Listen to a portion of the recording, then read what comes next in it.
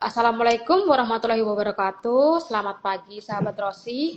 Apa kabar? Senang sekali saya Ayu, Agen Perubahan Pengadilan Negeri Kandangan tahun 2025 bisa hadir kembali menemani sahabat Rosi di episode ke-18 program inovasi agen perubahan tahun 2025 Rosi Ruang Informasi dan Edukasi. Tidak seperti biasanya nih, di mana biasanya kalau Rosi ini live di sore hari. Nah, untuk episode kali ini kita live pada pagi hari. Nah, episode ke-18 ini kita beri tema akses keadilan bagi penyandang disabilitas yang berhadapan dengan hukum. Nah, sebelum kita berbincang-bincang, kita sapa sahabat Rosi yang sudah bergabung. Ini ada Erni Widyan, ada Randy_S, ada Mama Zakia 3.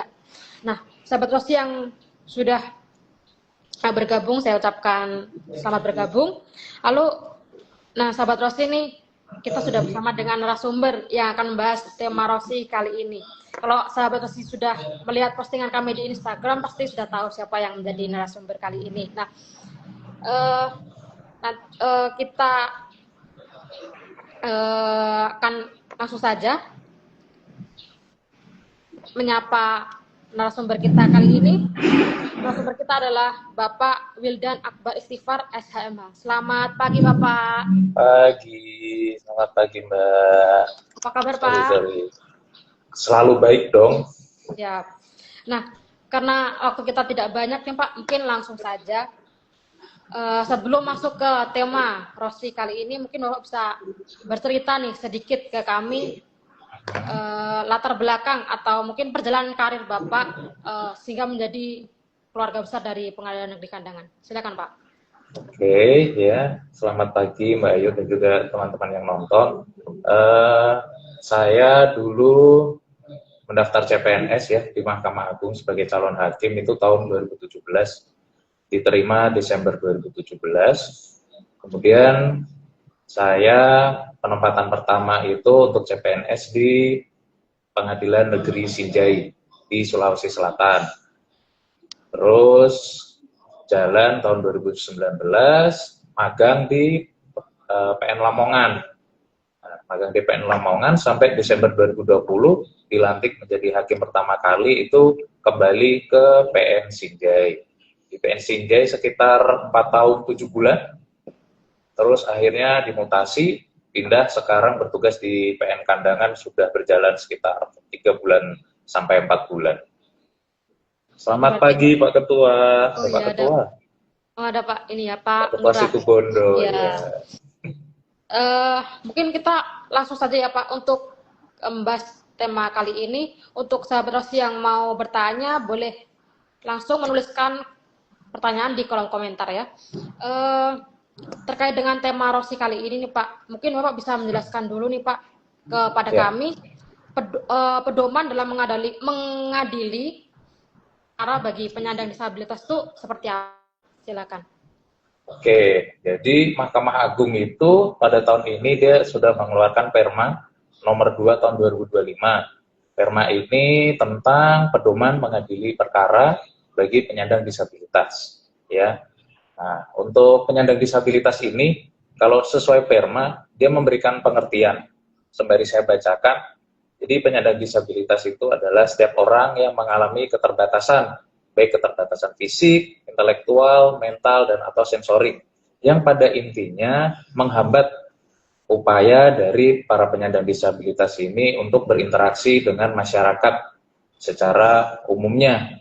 Tapi kalau untuk di pengadilan, diberikan nama penyandang disabilitas berhadapan dengan hukum, karena penyandang disabilitas ini mereka bisa berperan sebagai pihak di pengadilan, baik sebagai pengguna layanan, ataupun sebagai saksi, korban, terdakwa, dan juga pemohon, penggugat, ataupun tergugat. Makanya dibentuklah Perma tahun 2025 nomor 2 tadi, seperti itu.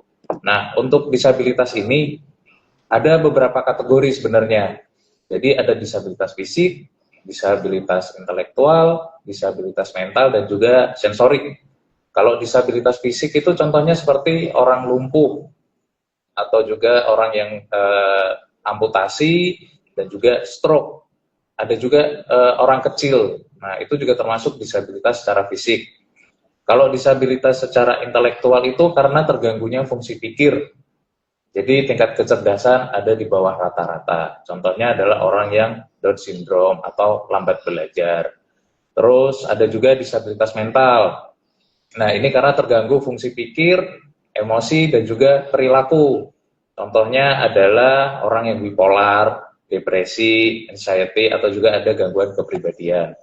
Kalau disabilitas sensorik, itu yang berkaitan dengan terganggunya fungsi panca indera, seperti tunanetra, tunarungu, dan juga tunawicara, seperti itu.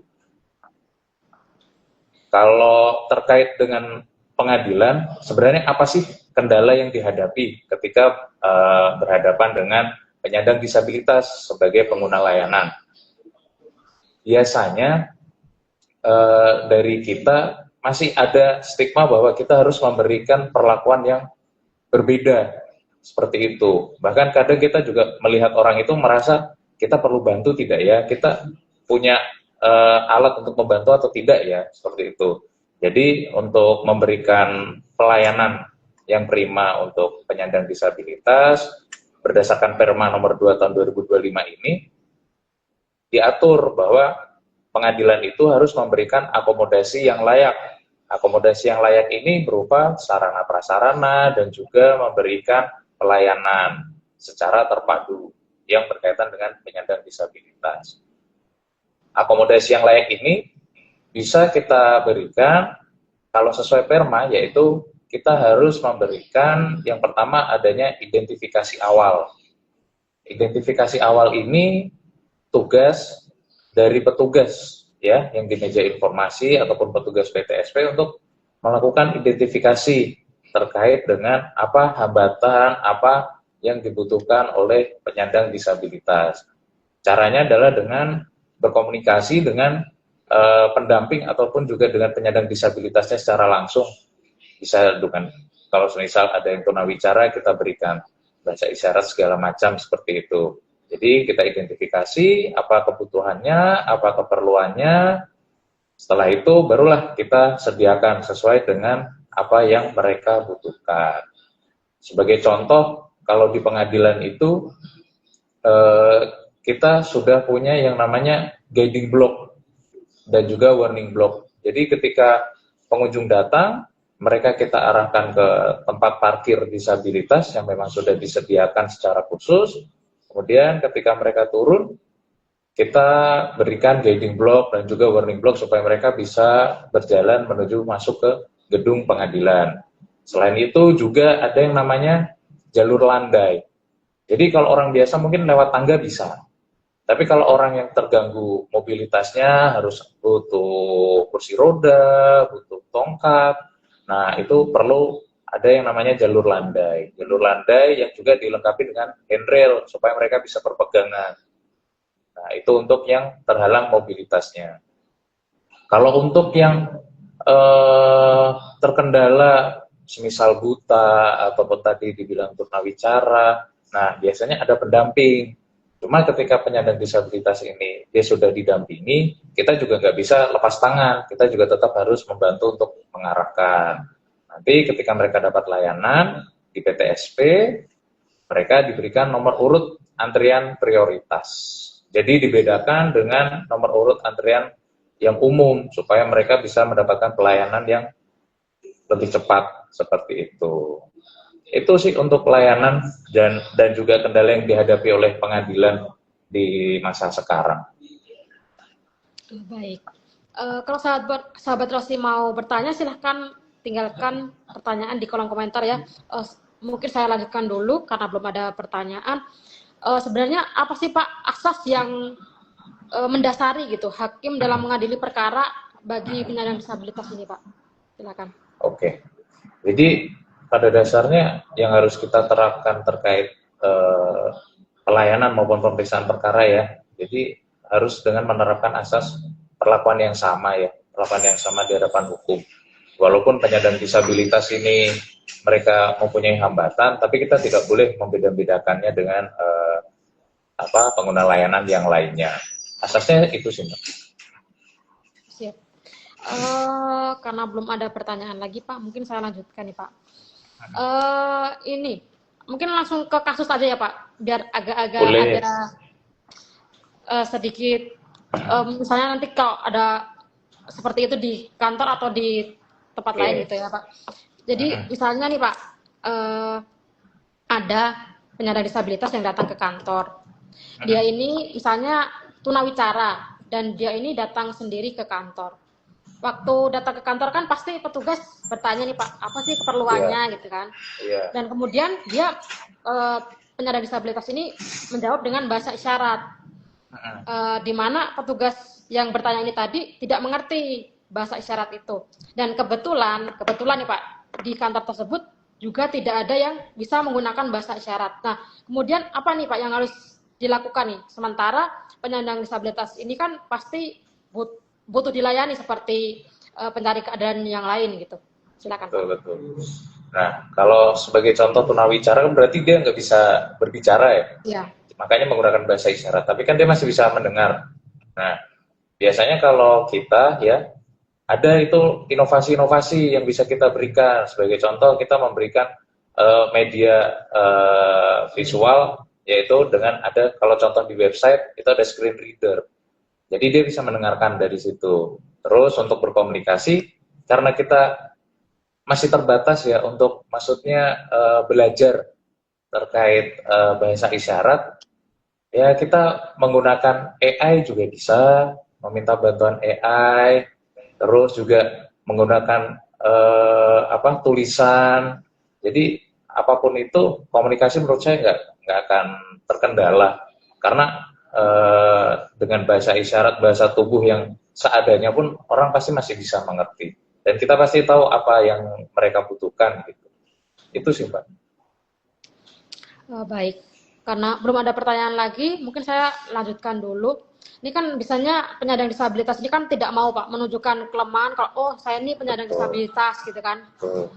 Jadi kemudian jika misalnya penyandang itu datang ke kantor lalu tidak mau dibantu gitu istilahnya, karena kan saya ini nggak lemah, saya ini nggak Iya, apa, saya betul, ini bukan nggak perlu dikasihani gitu kan Pak istilahnya. Nah, kita betul. sikap kita seperti apa gitu Pak? Oke, karena mereka juga datang dengan sendirinya, terus ketika kita mau bantu mereka menolak, ya sudah tidak apa-apa. Tapi tugas kita tetap untuk mendampingi yang bersangkutan. Tetap kita berikan pelayanan, tetap kita bantu, kita arahkan supaya yang bersangkutan tidak kebingungan. Karena kan kadang orang yang baru pertama kali ke pengadilan pasti bingung, dia mau ngapain, mereka juga nggak tahu harus kemana, ke PTSP bagian apa. Nah, disitulah kita tetap memberikan pendampingan kepada yang bersangkutan. Seperti itu, Mbak. Baik, ini belum ada pertanyaan juga. Ya, Mungkin saya lanjutkan, Pak. Mungkin kasus lagi ya, Pak, mungkin. ya, Misalnya nih datang beberapa penyandang disabilitas nih, Pak, ke kantor kita misalnya.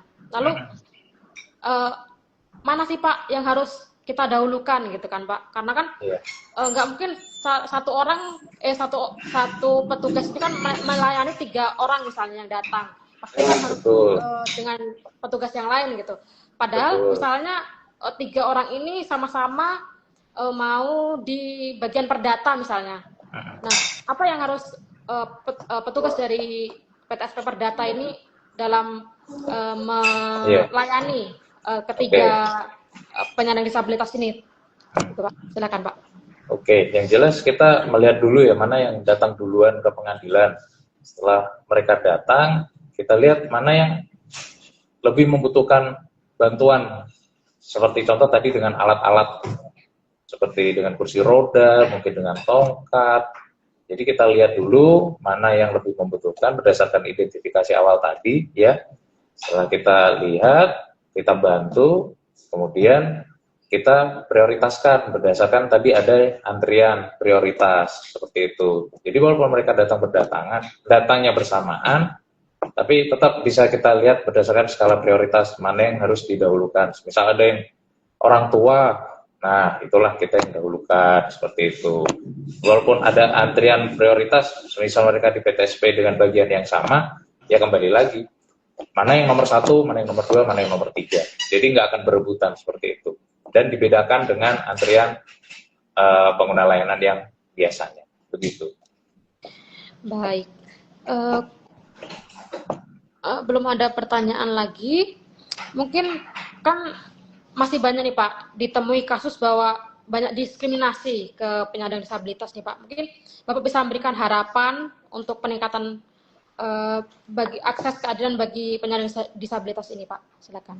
Iya, oke. Jadi karena saat ini ya sudah banyak instansi yang mulai sadar akan pentingnya pelayanan ke penyandang disabilitas dan juga sudah mulai ada aturan-aturan terkait pemenuhan akomodasi yang layak sehingga memudahkan aksesibilitas para penyandang disabilitas. Semoga sih kedepannya semakin ada perbaikan dalam pelayanan. Kalaupun sudah ada alat-alat bantunya, ditambah lagi dengan adanya bimbingan untuk para aparatur pengadilan supaya mereka juga bisa belajar untuk menjadi pendamping penyandang disabilitas, juga bisa menjadi penerjemah kalau misal butuh bahasa isyarat. Jadi ketika ada penyandang disabilitas kita nggak kebingungan, waduh kita harus ngapain nih, kita harus berikan bantuan apa, kita harus berikan akomodasi apa, seperti itu. Baik, belum ada pertanyaan, tapi karena mungkin karena nggak ada pertanyaan, kita mungkin langsung closing statement aja ya Pak ya, karena waktu kita juga sebentar nih Pak. Sebelum saya menutup, mungkin ada closing statement yang bisa Bapak berikan kepada sahabat Rosi terkait dengan tema Rosi kali ini Pak. Silakan. Oke. Jadi sejalan ya dengan nilai utama Mahkamah Agung nih terkait perlakuan yang sama di hadapan hukum. Karena kita konteksnya adalah penyandang disabilitas, jadi kita tidak boleh membeda-bedakan antara penyandang disabilitas dengan yang pengguna layanan pada umumnya. Jadi walaupun mereka punya hambatan, tapi kita tidak boleh seolah-olah menganggap mereka itu lain gitu. Jadi kita tetap harus memberikan pelayanan yang prima supaya mereka juga merasa nyaman ketika datang ke pengadilan. Dan kedepannya semoga tidak ada lagi diskriminasi dan menganggap teman-teman yang disabilitas ini berbeda dengan yang pada umumnya, seperti itu.